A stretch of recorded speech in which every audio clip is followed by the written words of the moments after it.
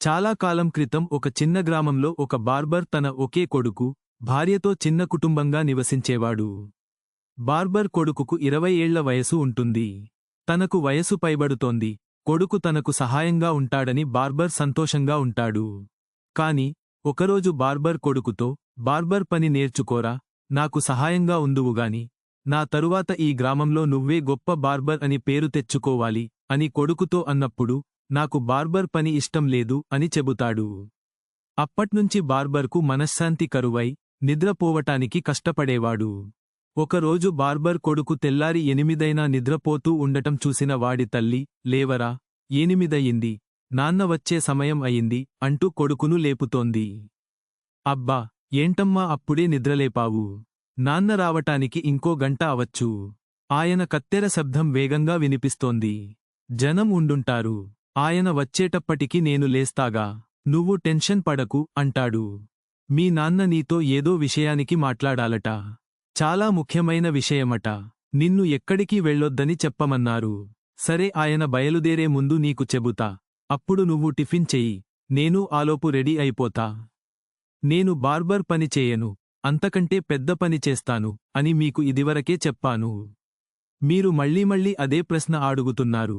కొడుకు కొంచెం కోపంగా తండ్రిని అడిగాడు. పెద్ద పని అంటే ఏం పని చెప్పు? తండ్రి అడిగాడు. రాజుగారి దగ్గర పనిచేస్తాను. అక్కడ నా ప్రత్యేక విద్యను ప్రదర్శించి రాజుగారి కూతుర్ని పెళ్లి చేసుకుంటా. ఈ రాజ్యాన్ని నడుపుతాను చెప్పాడు కొడుకు. ఆహా, అంత పెద్ద కలలు కనకు. వీటినే పగటి కలలు అంటారు. నువ్వు వేరే పనిచేయాలనుకుంటే రోజూ బయటకు వెళ్లి పని వెతుక్కోవాలి. నాకు వృద్ధ వయసు వస్తోంది. ఇక నా ఒక్కడి సంపాదనతో ఈ కుటుంబం జీవించటం కష్టం చెప్పాడు తండ్రి.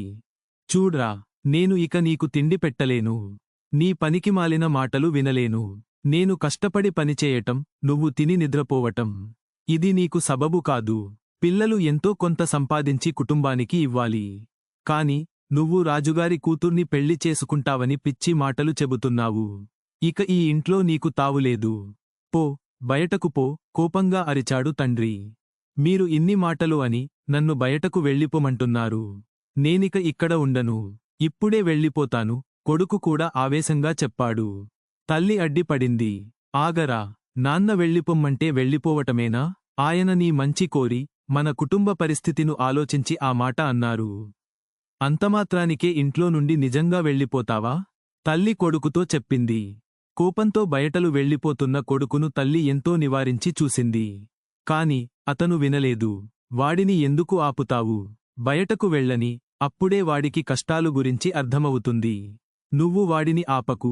తండ్రి ఇంట్లో నుండి కేకలు వేశాడు. ఎన్ని తిట్లు తిట్టారు? బార్బర్ పనిలో ఏమొస్తుంది?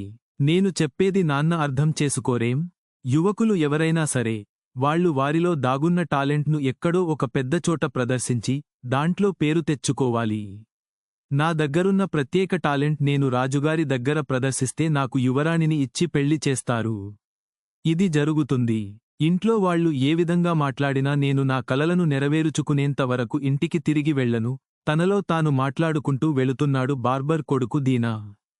వెళుతున్న దారిలో దీనాకు ఒక లావుపాటి వ్యక్తి మామిడి పండు తింటూ, ఒక మామిడి చెట్టు కింద నిలబడి ఉండటం గమనించి అతని దగ్గరకు వెళ్లి, ఏమిటయ్యా ఇది?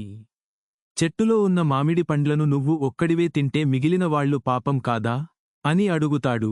నేనేం చెయ్యను. అన్ని మామిడి పండ్లు తిన్నా నాకు కడుపు నిండలేదు. ఎప్పుడూ ఇంతే. ఎంత తిన్నా నాకు కడుపు నిండదు. మా నాన్న నాకు తిండి పెట్టలేక నన్ను ఇంట్లో నుండి తరిమేశాడు. నేనేం చేయను. ఇలా రోడ్డు మీద ఉన్న చెట్లలో ఉండే పండ్లను తింటూ 2 రోజులుగా గడుపుతున్నాను. నువ్వు నాతోపాటు రాజభవనానికి వస్తే మంచిది. మనం రాజభవనం చేరుకున్నాక అక్కడ ఆహారానికి, పానీయాలకు కొరత ఉండదు.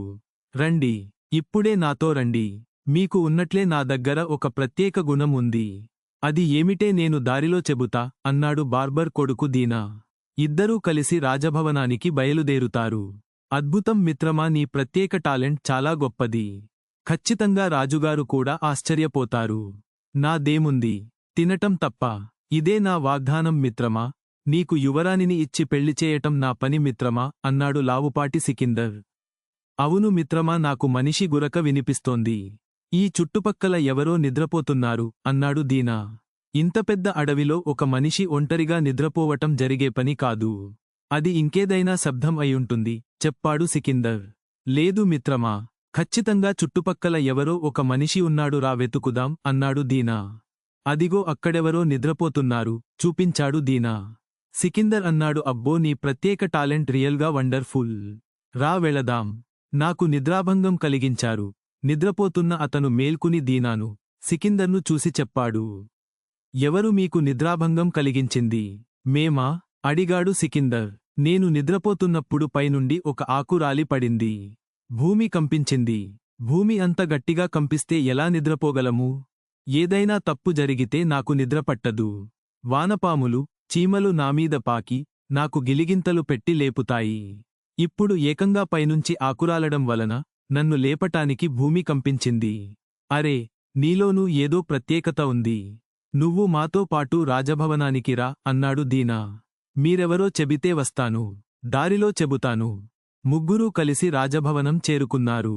ముగ్గురూ కలిసి రాజుగారి సభలోకి వెళ్లారు. ఆగండి, మీరెవరు? నన్ను కలవటానికి ఎందుకు వచ్చారు? రాజు అడిగాడు. రాజా, మేము మీ రాజ్య పౌరులం చెప్పాడు దీనా. సరే, మీకిప్పుడు ఏం కావాలి? అడిగాడు రాజు. రాజా, మా ముగ్గురికి మీ రాజభవనంలో తినడానికి, పడుకోవటానికి చోటు ఇవ్వండి. అది కాక నేను యువరాణిని పెళ్లి చేసుకోవాలనుకుంటున్నాను. యువరాణితో పెళ్ళా? ఏది ఏమైనా నీ ధైర్యాన్ని మెచ్చుకుంటున్నాను. యువరాణి పెళ్ళీడుకు వచ్చిందనేది నిజమే. కాని నేను ఆమెను నీకు ఇచ్చి పెళ్లి చేయలేను. ముక్కుమొహం తెలియని ఒక వ్యక్తికి ఎవరు పిల్లనిస్తారు? అన్నిటికంటే ఒక ముఖ్యమైన పాయింట్ ఉంది. ఆమెను చేసుకునేవాడు ఒక వీరుడుగాను, తెలివిగలవాడుగానూ ఉండాలి చెప్పాడు మహారాజు. మహారాజా, మా ముగ్గురికి ప్రత్యేక టాలెంట్లు ఉన్నాయి. నా పేరు సికిందర్. నాకు తినడం అంటే ఇష్టం. మీరు ఎంత పెట్టినా నాకు కడుపు నిండదు. నా పేరు పద్మనాభం. నాకు నిద్రపోవడం చాలా ఇష్టం. ఎంత గాఢ నిద్రలో ఉన్నా ఒక ఆకు నామీద రాలినా నాకు మెలకువ వస్తుంది. మీరు నాకు పడుకునేందుకు మంచం ఇచ్చినా అందులో ఏదైనా తప్పు ఉంటే నేను కనిబెట్టేస్తాను. మహారాజా, నా పేరు దీనా. నా ప్రత్యేక లక్షణం ఏమిటంటే దూరంలో వినబడే శబ్దాలను గుర్తుపట్టగలను. మీరు ఊ అంటే మేము మా ప్రత్యేక గుణాలను ప్రదర్శిస్తాము. సరే, మీరు మీ ప్రత్యేక గుణాలను ప్రదర్శించండి. కాని అవి మాకు నచ్చకపోతే మీకు ఉరిశిక్ష వేయబడుతుంది. మొదటి పరీక్ష సికిందర్కు. అతన్ని వంటశాలలో కూర్చోబెట్టి ఆహారం పెడతారు. సికిందర్ ఆహారం తినడం మొదలు పెడతాడు. గిన్నెలుగా ఆహారం తీసుకువచ్చి పెడతారు. అన్నిటినీ ఖాళీ చేస్తాడు. అక్కడే నిలబడ్డ రాజు, పద్మనాభం మరియు దీనా సికిందర్ను చూసి ఆశ్చర్యపోతారు. గిన్నెలుగా ఆహారం తెస్తున్నారు. అన్ని గిన్నెలు ఖాళీ అవుతున్నాయి. అది చూస్తున్న రాజు ఆశ్చర్యంతో చప్పట్లు కొడతాడు. కొత్తగా వండిన ఆహారం తీసుకువచ్చి పెడతారు. అది కూడా ఖాళీ చేస్తాడు సికిందర్. వంటగది కూడా ఖాళీ అయింది. మహారాజా, తినడానికి అంటే వంట చేయటానికి వంటగదిలో మొత్తం సరకు ఖాళీ అయింది. ఇప్పుడేం చెయ్యాలి? వంటవాడు చెప్పాడు. మహారాజా, సికిందర్ పరీక్ష అయిపోయింది. ఇక పద్మనాభానికి పరీక్ష పెట్టాలి. రాజు వెంటనే వంటవాడివైపు తిరిగి, నువ్వు వెళ్ళి మన వడ్రంగికి ఒక బలమైన మంచం చేయమన్నానని చెప్పు. అలాగే దానికి అవసరమైన పరుపు నేయమను అని ఆజ్ఞ వేశాడు. చూడు పద్మనాభం, ఈ మంచాన్ని స్వయంగా దగ్గరుండి చేయించాను. ఇందులో నువ్వు తప్పులేక నీకు నిద్ర అంతరాయం కలిగించే అంశాలు లేవు. ఇక పరీక్ష రాయవలసింది నువ్వు. రాజు చెప్పిన వెంటనే పద్మనాభం మంచం ఎక్కాడు. కళ్ళు మూసుకున్నాడు. ఎందుకు లేచావు? అడిగాడు రాజు. మహారాజా, నాకు నిద్ర పట్టటం లేదు. ఏదో గుచ్చుతోంది అన్నాడు పద్మనాభం. ఏం గుచ్చుతోంది? తెలియదు మహారాజా, కానీ పరుపు కింద ఏదో ఉంది. అదే నాకు నిద్రపట్టకుండా చేస్తున్నది. వెంటనే రాజు భటులను పిలిచి పరుపు ఎత్తమన్నాడు. పరుపు ఎత్తేరు. పరుపు కింద సన్నటి ఇనుపతీగ. మహారాజా, చూశారుగా పద్మనాభం టాలెంటును. ఇకపోతే నా టాలెంట్ నేను చూపించాలి అన్నాడు దీనా. వీరిద్దరి టాలెంట్స్ చూసిన తరువాత ఇక నేను దీనా యొక్క టాలెంటును చూడను. చూస్తే వాడికి నా కూతుర్నిచ్చి వివాహం చేయాలి. నాకు అది కుదరదు. ఒక రాజకుమారుడికిచ్చి పెళ్లి చేయాలి గాని వీడికి ఎలా ఇవ్వను అనుకున్నాడు రాజు. అందుకని దీనా దగ్గర, ఇక నేను నీ ప్రతిభను చూడక్కర్లేదు. మీరంతా ఇళ్లకు వెళ్ళవచ్చు అన్నాడు రాజు. ఇంటికా? కానీ షరత్తు ప్రకారం నేను. ఆపు. షరత్తు గురించి నాకు చెప్పకు. నేనే ఇక్కడ రాజును. నాకు ఎలాంటి పరిస్థితులు, పట్టింపులు లేవు. కాని మీరు నాకు యువరాణిని అని మాట్లాడుతున్న దీనా చెవులకు ఎవరివో మాటలు వినబడ్డాయి. మహారాజా, నేను చెప్పేది వినండి. మిమ్మల్ని ఈ రాత్రికి మీ నందనవనంలో చంపటానికి మీ సేనాధిపతి మరియు మంత్రి ప్లాన్ వేసుకున్నారు. వాళ్ళిద్దరూ మాట్లాడుకుంటున్నది నేను ఇప్పుడే విన్నాను. నేను చెప్పేది నిజం రాజాగారు. నా ప్రత్యేక టాలెంటు దూరంగా మోగే శబ్దాలు నాకు వినబడటమే. దయచేసి నన్ను నమ్మండి. ఈరోజు మీరు నందనవనంలోనే పడుకోండి. దానికి నేనొక ఆలోచన చెప్తాను. అలా చేద్దాం చెప్పాడు దీనా. దీనా చెప్పినట్లే ఆ రోజు రాత్రి సేనాధిపతిని తీసుకుని మంత్రి రాజుగారి నందవనం భవనానికి వెళ్తాడు. మెల్లగా రాజుగారి బెడ్రూం తలుపు తెరవటానికి ప్రయత్నం చేస్తారు. కొద్దిసేపు ప్రయత్నం చేసిన తరువాత తలుపులు తెరుచుకున్నాయి. మంచం మీద ఎవరో పడుకున్నట్లు కనిపిస్తుంది. ఎవరై ఉంటారో అనుకున్న మంత్రికి అది రాజుగారేనన్న నమ్మకం కలుగుతుంది. సేనాధిపతి, మంత్రి ఇద్దరూ లోపలకు వెళ్లారు. రాజుగారి మంచం దగ్గరకు చేరుకున్నారు. ఆలస్యం ఎందుకు? పని ముగించు చెప్పాడు మంత్రి. సేనాధిపతి తన కత్తిని బయటకు తీసి ఆపడుకున్న మనిషిని 4 సార్లు నరికాడు. మంత్రి ఆనందంతో కళ్ళు మూసుకుని కలలోకి వెళ్ళిపోయాడు.